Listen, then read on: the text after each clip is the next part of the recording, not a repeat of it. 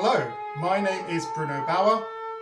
I'm the principal oboist for West London Sinfonia, sometimes pre-concert speaker for West London Sinfonia, and for this upcoming concert on the 29th of June, I'm going to be the soloist for the Concerto for English Horn, Concerto for Cor Anglais, by the Latvian composer Petris Vasks. Now, this is going to be a quite unique occasion in some ways, partly because the piece in itself is not that well known, but even just simply being a concerto for Cor Anglais already makes it a bit of a rarity. Indeed, if I tell people that I'm going to be playing a concerto for Cor Anglais, at least half the time, the response is something along the lines of, "What's a Cor Anglais?"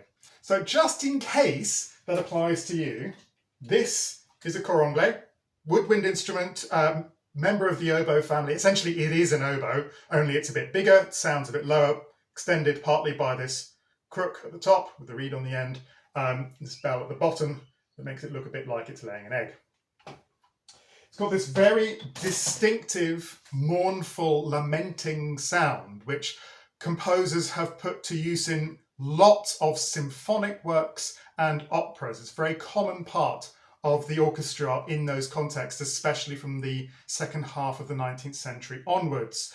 Very prominent, sometimes very famous solo lines written for this instrument in that context, but concertos actually not very common at all. And I think even oboists might actually struggle to name more than one or two. You might possibly know Sibelius's The Swan of Tuonela, but even then, that's a bit of a funny one because it's not clear whether or not it really is a concerto or whether or not it's an orchestral piece that happens to have a really big Cor Anglais solo in it.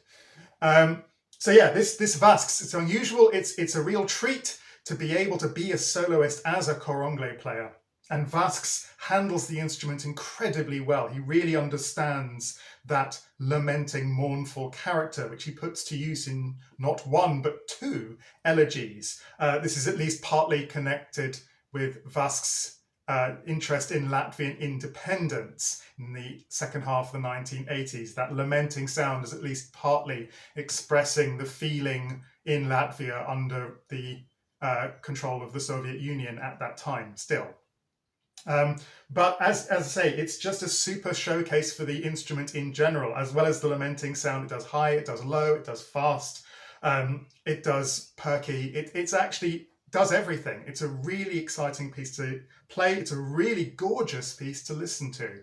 And it's been very nicely paired with some Sibelius in the first half. As I say, Sibelius also one of these people who really understood that sound, although the Valse Triste doesn't feature it. It's still a very nice pairing.